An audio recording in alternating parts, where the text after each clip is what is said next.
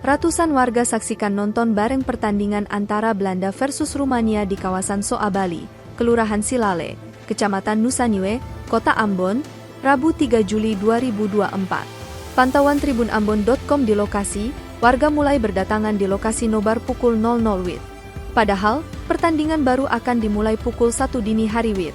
Para penonton yang hadir didominasi oleh pendukung timnas berjuluk The Oranye itu. Mereka datang dengan membawa sejumlah atribut seperti bendera mulai dari ukuran kecil, sedang, hingga raksasa, topeng, dan jersey. Usai pertandingan selesai dan dimenangkan oleh Belanda, seluruh penonton di lokasi langsung tancap gas untuk konvoy bersama. Titik konvoy berlangsung di kawasan Kuda Mati berlanjut ke OSM. Tampak, warga di sekitar kawasan itu juga turut bereuforia atas kemenangan timnas Belanda.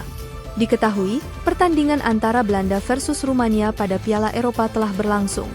Rabu 3 Juli 2024 pukul 1 dini hari WIB. Dalam pertandingan tersebut berakhir dengan skor 3-0, Belanda berhasil mencetak 3 gol kemenangan, sementara Rumania tak mampu membalas serangan gol. 3 gol kemenangan itu dicetak oleh Gakpo dan Malen. Download Tribun X sekarang, menghadirkan lokal menjadi Indonesia.